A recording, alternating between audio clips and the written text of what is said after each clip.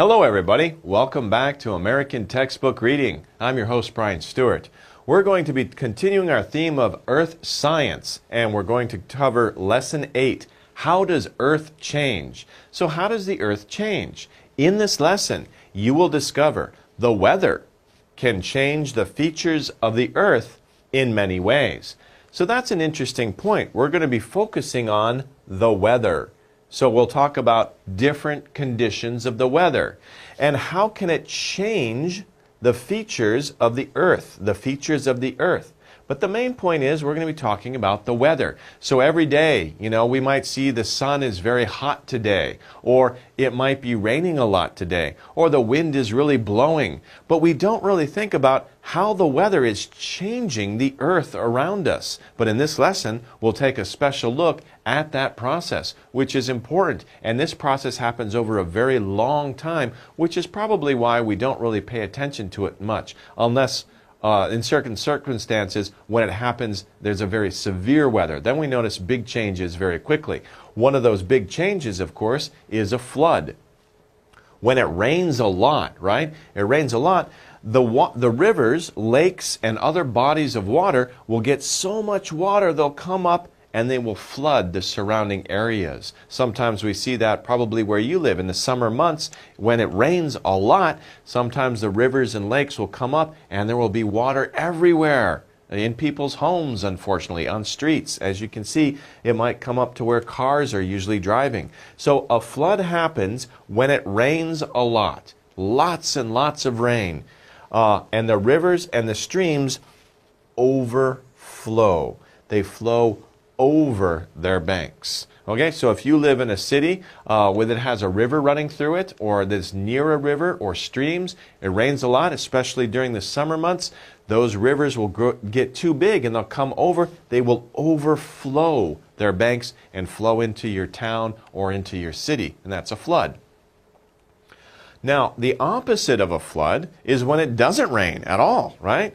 A long period of time when there is little or no rain. Yeah, as you can see in the picture, we call this, of course, a desert, right? There's little or no rain here. And you can see the ground. Look at the ground. It's so dry that the ground has become cracked and it's curving up because, this is mud. And mud is usually wet and moist and it's soft and it's all flat. But when there's no water, it dries and it curls up and it cracks like this. And we can see just by looking at this picture that there is no water in this ground. And that's what happens because the land gets very, very dry. We can take a look at a picture, a better video of this type of environment.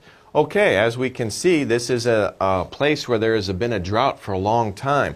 Now, we can see water in the background. It looks a little bit wet way back here.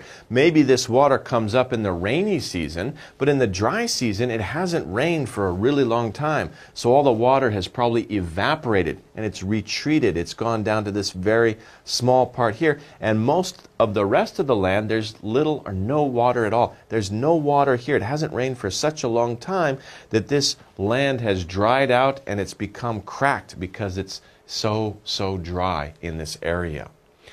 Okay, and as I just said, I use that word crack because we saw some examples of that, right? When you look at the land like this here and you see many cracks, we call these openings, an opening in the ground, we call them cracks. Now, a lot of these cracks are made because the land is dry. A crack is made when the land is dry. There's no water here.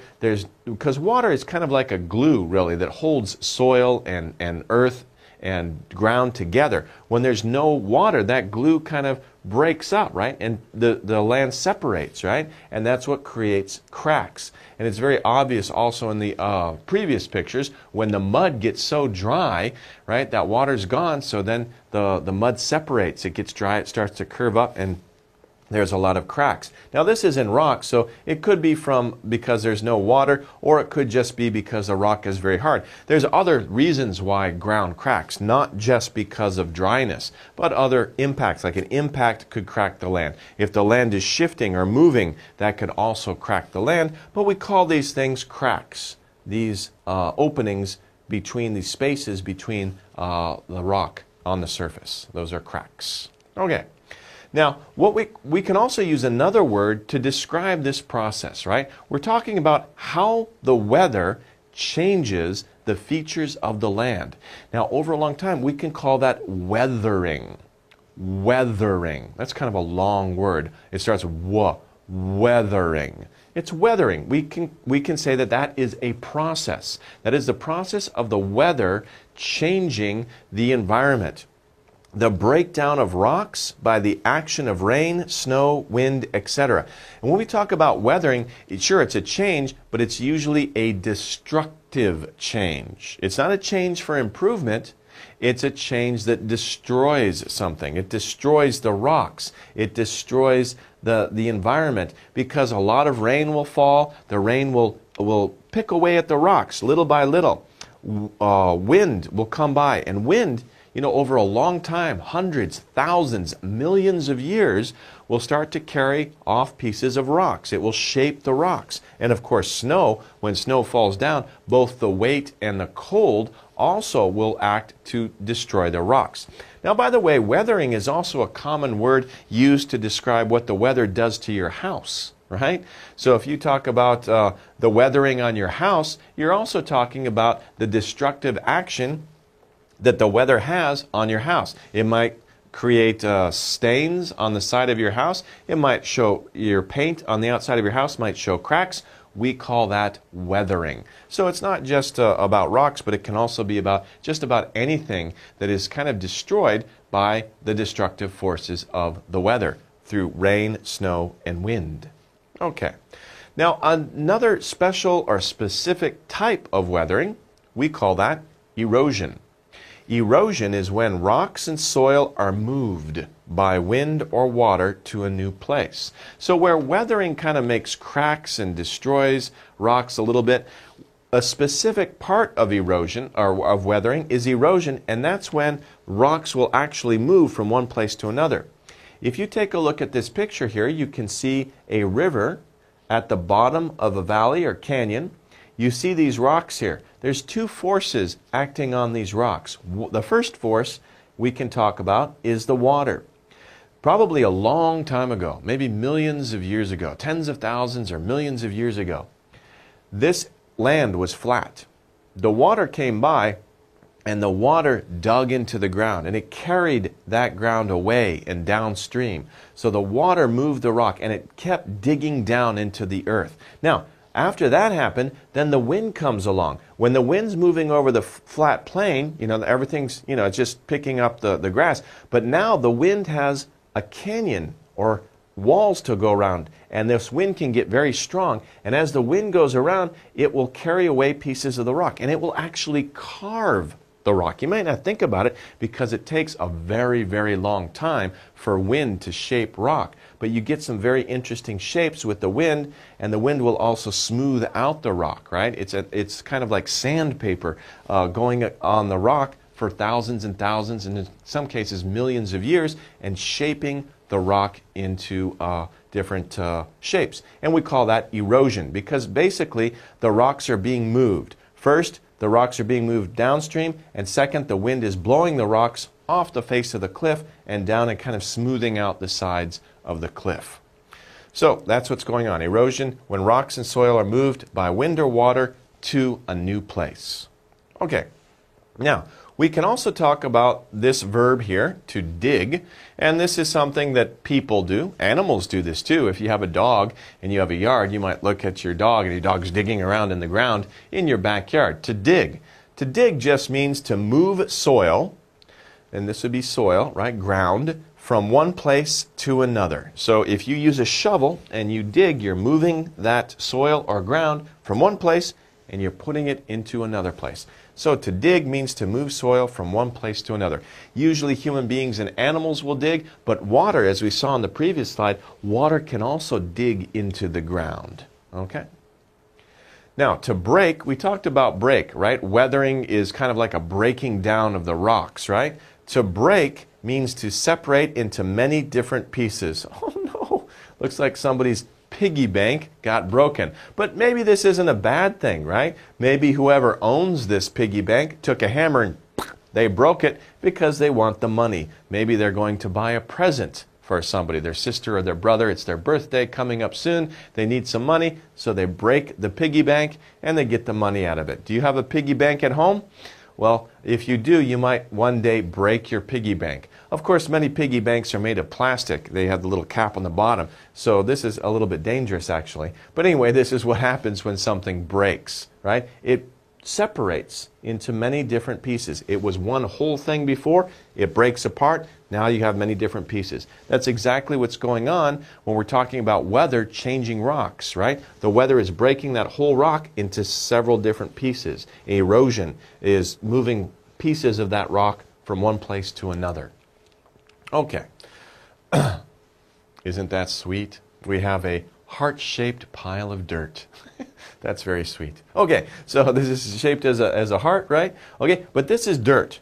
When we talk about dirt, we've talked about soil a lot already in the lessons, right? But there's a lot of different words that mean the same thing as soil, and dirt is one of them, right? We can call it ground, we can call it soil, we can call it dirt, earth or soil. By the way, of course, you're probably familiar with the adjective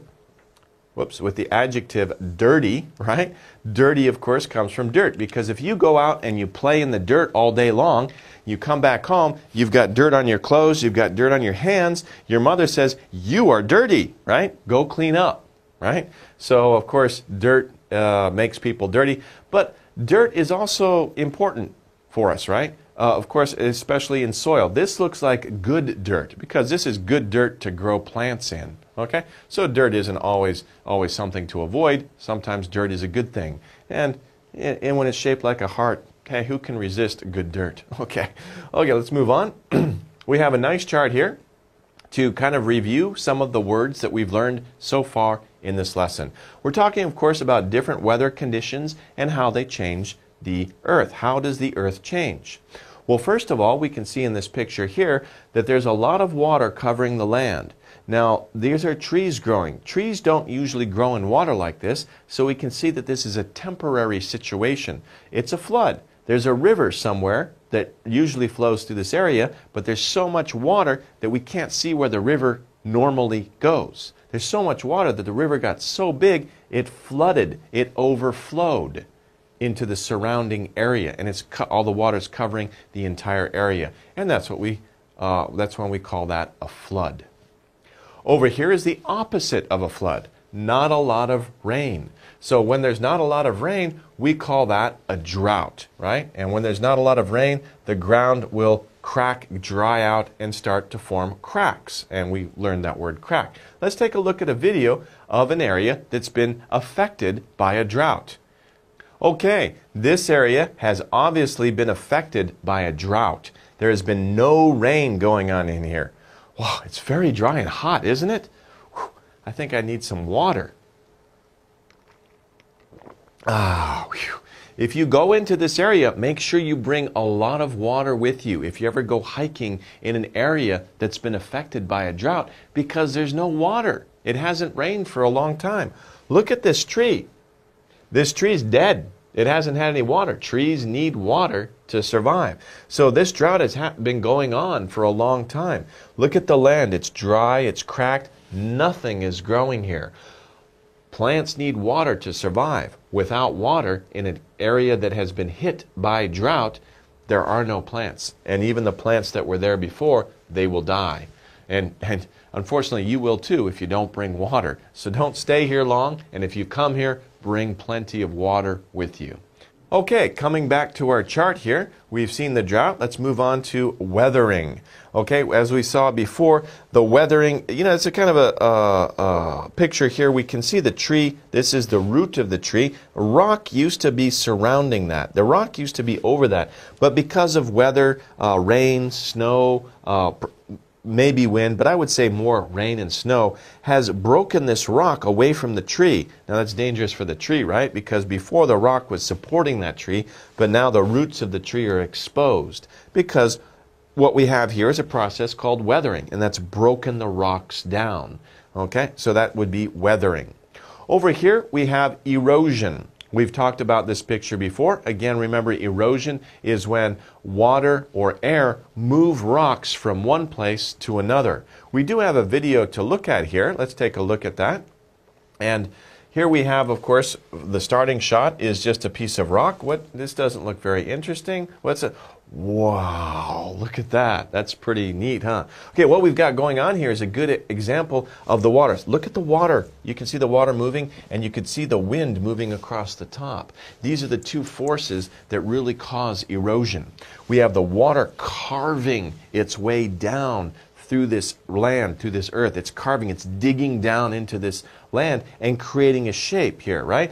Water will move in the path of least resistance, and it's not always a straight line, right? In this case, the water is really going around in a roundabout way, but we could see the water flowing from here down and around over this way, and it's carved out an interesting shape in the plains here, in the rock. Now, the other thing we saw was the wind was moving along this way. The wind, of course, will move across the top. Sometimes the wind will dip down around here, and it'll carve the rock into different shapes. Usually what happens is if you look at this rock here on this side and over on this side, it's very smooth. If you ran your hand over it, it would be very smooth. And that's mostly because the wind has been carving or polishing that rock over thousands and millions of years. And that's also the part of the process what we call erosion, because it's been eroding, slowly eroding this rock into the shape, into the condition that you see now. And it's very beautiful in many places also, these two forces. Okay, let's go over an exercise to review the words that we've learned so far. We're going to talk about the different definitions, right? And we have different words up at the top. The different words are drought, flood, dig, crack, erosion, and weathering.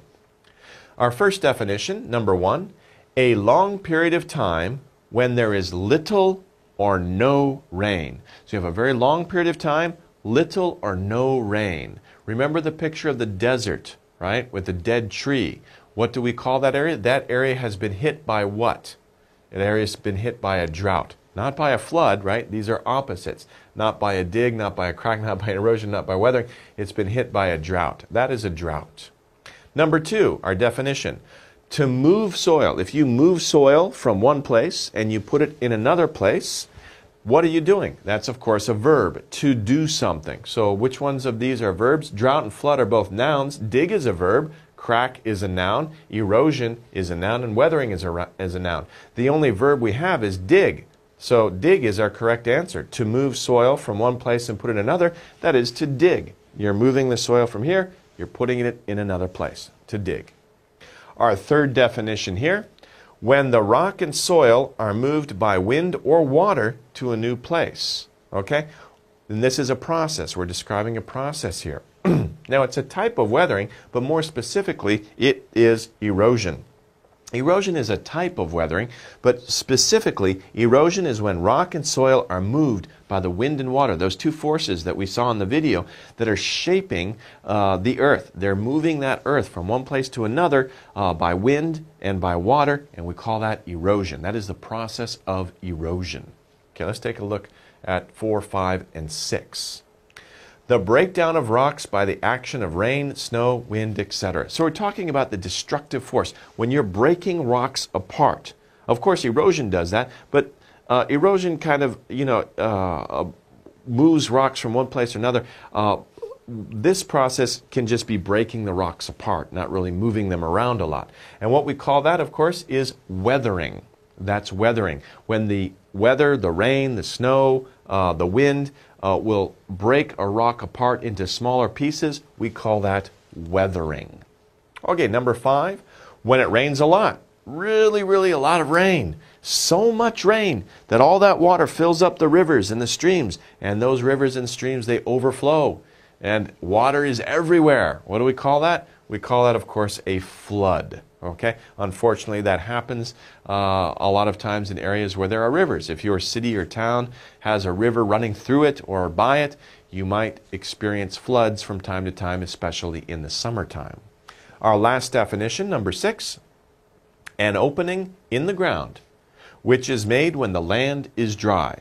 It's not just made when the land is dry, but this is one of the common causes. It's an opening, remember, a space that opens up in the ground, especially when the land is dry. There's no water to hold the land together. The water goes away, the land separates. Okay, we call that, of course, crack. It's an opening. Many openings. There are many cracks in the ground. And we saw many good pictures of that happening in areas of drought.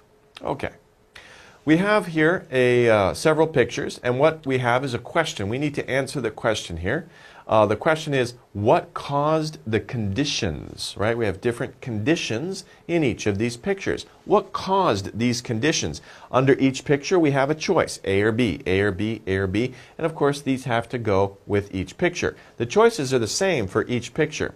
Basically, what we're talking about is A is heavy rains all across, and B is dry days all across. So we have to look at the pictures and figure out which of these two things happened to cause these conditions. So what caused this condition? Flooding. What causes flooding? A lot of rain. Heavy rains will cause flooding.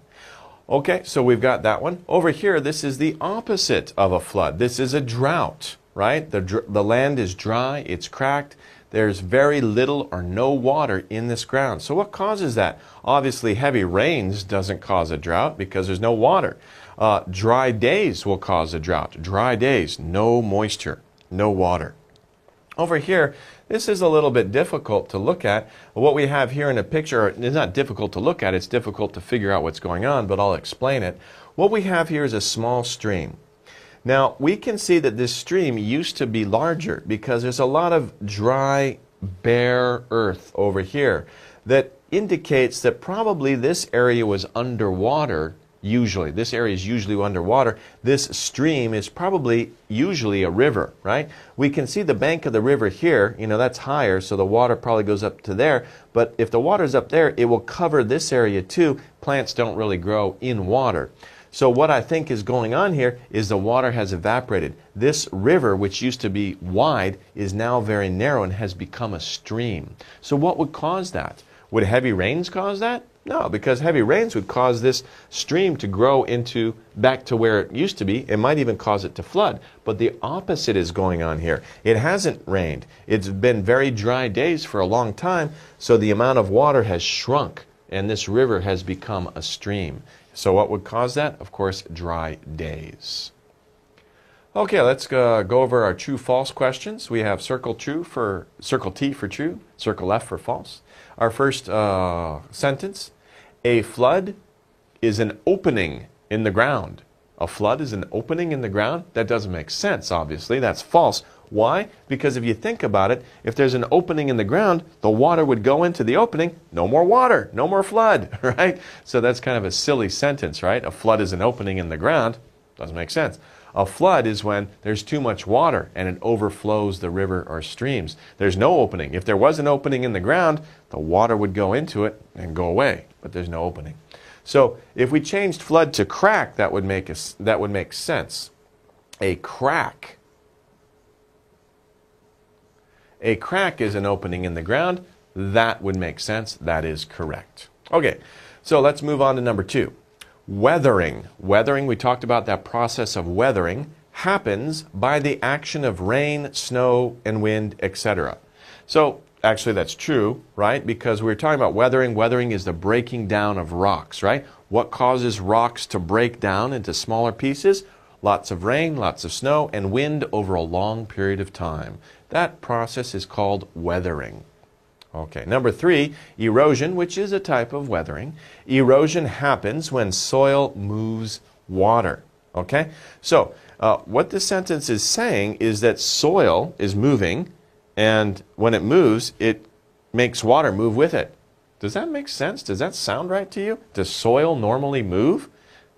No. Water usually moves, right? So actually what happened in this sentence, they're trying to trick you because they switched soil and water around. If we just switch these two words, then it would be true.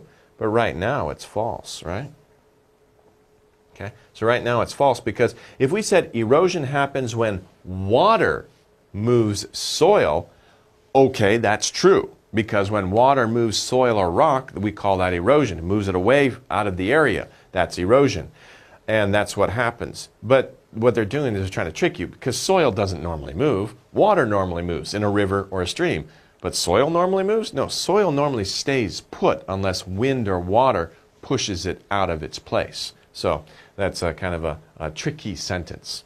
Okay, well that about wraps it up for the vocabulary part. Let's take a short break and then we'll come back and take a look at the reading section. See you soon. Okay, welcome back. We're going to go over the reading section and take a look at some of the words that we've just learned about. And of course, the subject that we're talking about is how does the earth change from the weather? How does the weather make the earth change? We can see the topic sentence. The weather can change the earth in many ways. Again, a good topic sentence. It's general, right? It's saying that our topic, our subject, we're talking about how the weather changes the earth, and our controlling idea is many ways. There are many different ways that the weather can change the earth. Of course, the rest of the passage will give us details about what those ways are. The first way, if it rains too much, it can flood. Right? So one way that the weather can change is that if it rains so much, there's a flood and the earth is covered with water. If there's too much water in the rivers and streams, water can flow onto the land and make life very, very difficult for the people in the area, as you can see here. This poor person who has a home, they have a lot of water, probably this much water flowing through their home right now, right? They've got a lot of water going through their home, and that's too bad. It's caused by a flood, too much rain. Now the opposite situation, in the opposite situation, when there's no rain, we have what we call a drought. A drought happens if there is no rain. The land gets very dry. Sometimes it cracks, especially if the land has mud or clay on the top, it will crack and it will buckle up. So you can see it's very interesting. A drought is too much rain. A flood is too much rain. A flood is too much rain. A drought is not enough rain. Of course, where do we want to live? We want to live in between, don't we? It would be nice if nature was always steady, right in between those two extremes. But of course, that's not the way that weather works. We either have floods or we have droughts. Some places on Earth we can find places that are usually in the middle most of the time, but not always, right? Sometimes we get too much rain, sometimes we don't get enough rain. And these are the two different situations that can happen. Okay, we can also talk about weathering. Weathering is the process that breaks rocks down. Weathering can also change the land.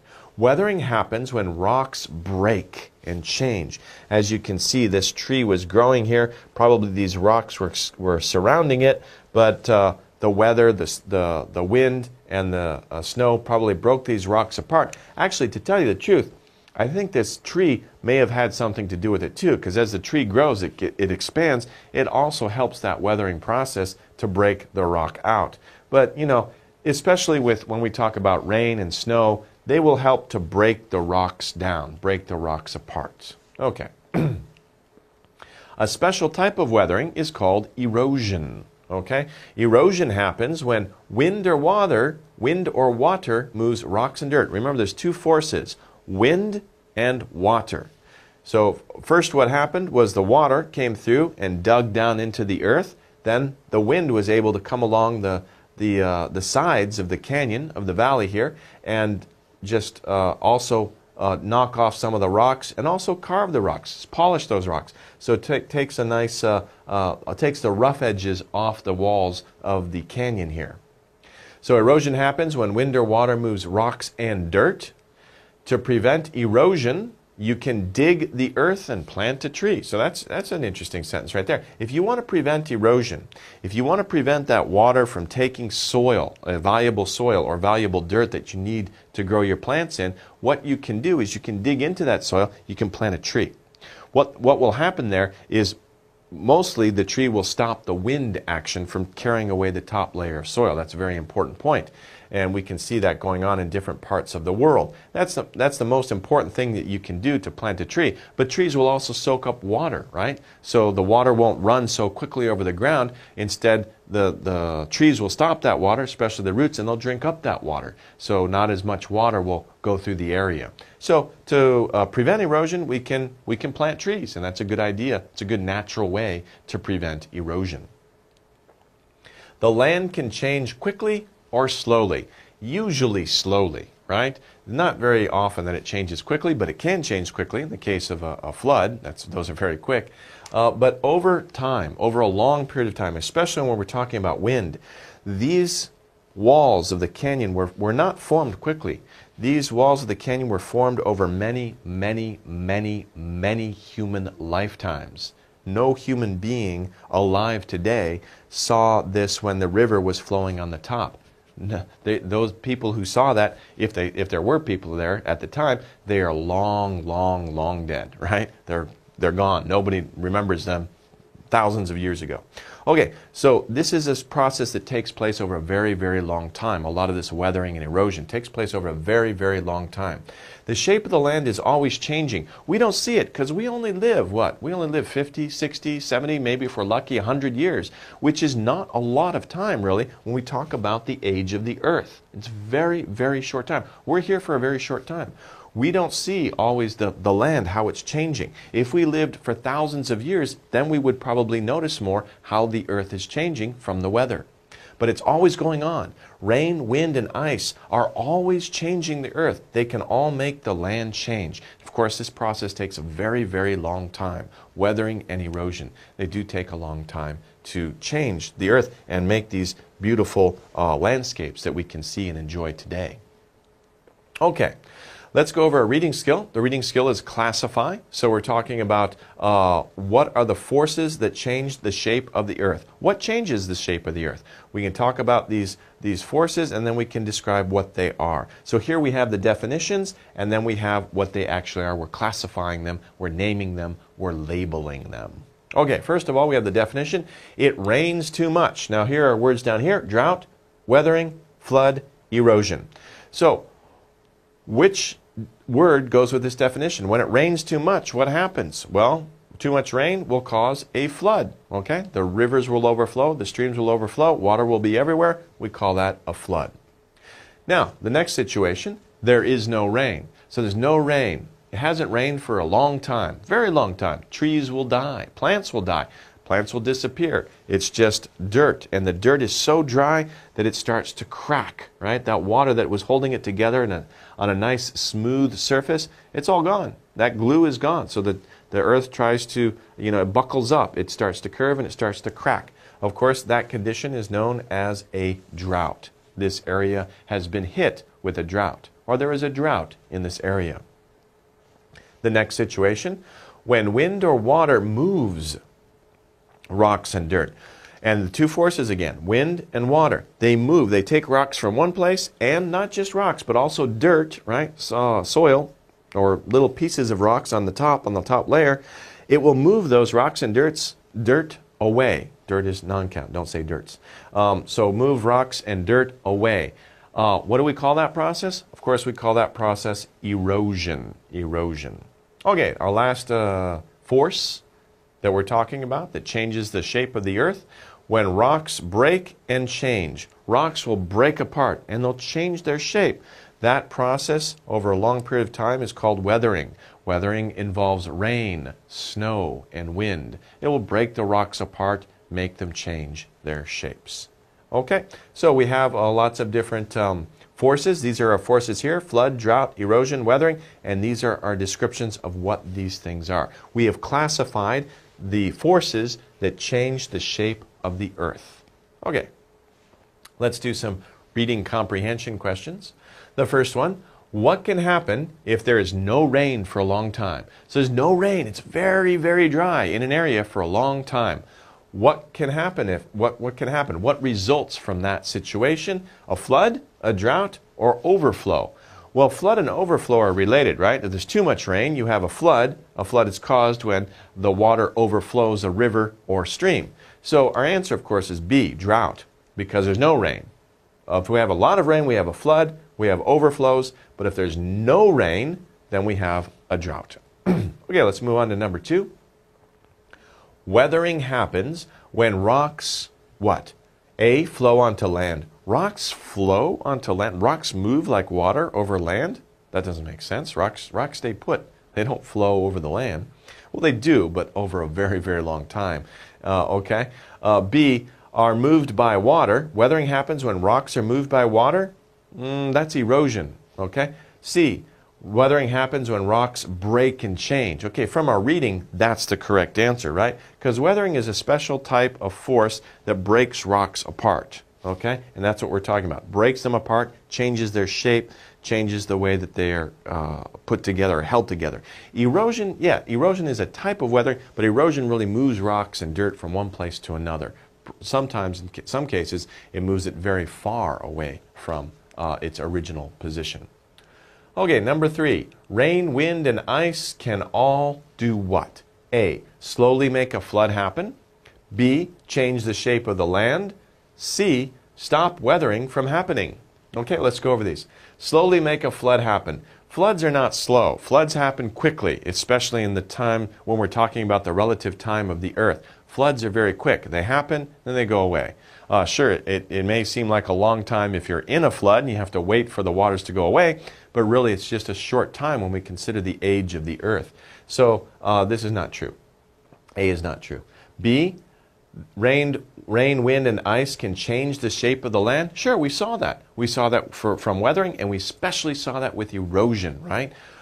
These things can change the shape of the land. Rain and wind can cause water to create erosion. Wind shapes the rocks. Ice can freeze the rock, and then when the ice melts, it can expand the rock and crack it, so the rocks are broken apart. That's part of weathering, so it can change the shape of the land.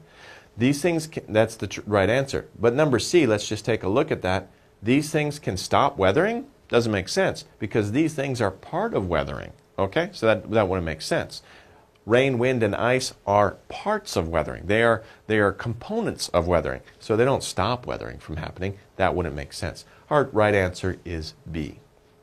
Moving on to number 4. You can help stop erosion. How can we stop erosion? Because erosion usually is bad. We don't want our valuable soil, especially if we're growing plants here, we don't want that to be blown away. We don't want that to go away if there's a flood and the water takes it away.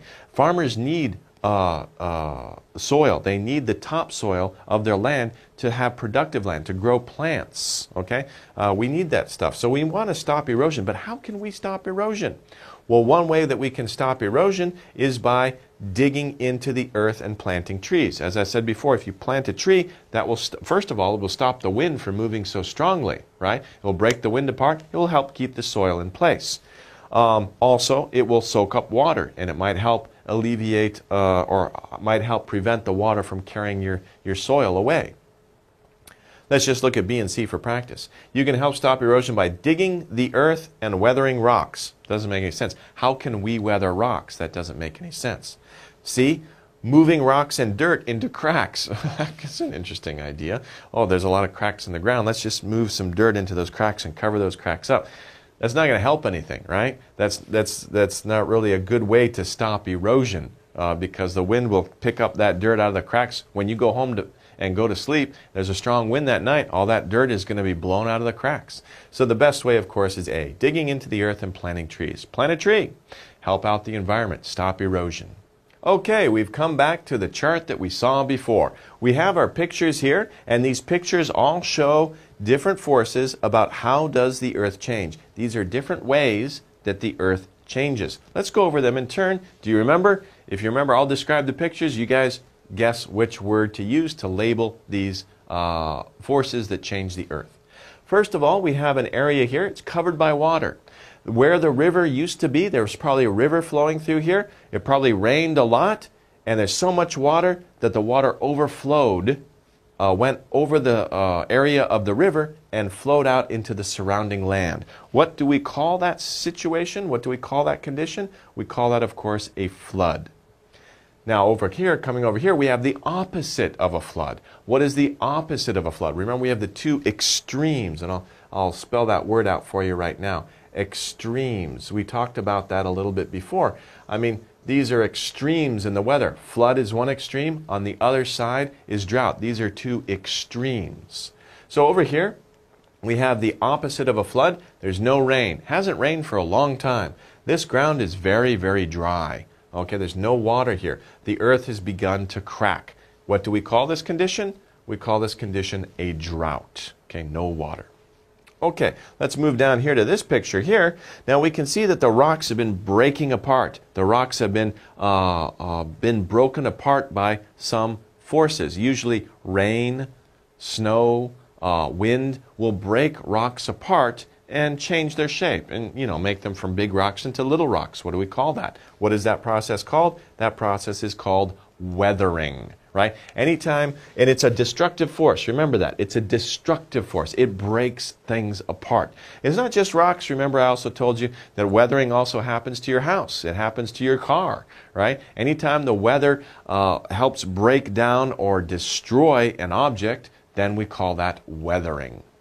Now, a type of weathering also is shown in this picture, right? First of all, we have water that flows through the area and carries rocks and dirt from one place to another, but we also have wind. Strong winds will also cause a type of weathering known specifically as erosion. And that wind will carry rocks and dirt away to a place far away. To prevent erosion, if we plant trees, that will prevent the wind, first of all. It will prevent the wind from coming through. It will also soak up a lot of the water, okay? And maybe change the weather patterns in the area as well. But if we plant a tree, we can help to prevent erosion. Okay, so we've covered this lesson, lesson 8. How does the earth change? You may not realize it, but the earth is changing all the time. The weather is changing the earth very, very slowly. And we don't realize it because we're not on the earth for a very long time. But if we lived for thousands of years, we could see really big changes in the earth because of the weather. Okay, well, that's kind of an interesting lesson. We'll wrap it up here. Hope you've learned a lot, as usual. We'll see you next time, everybody. Take care.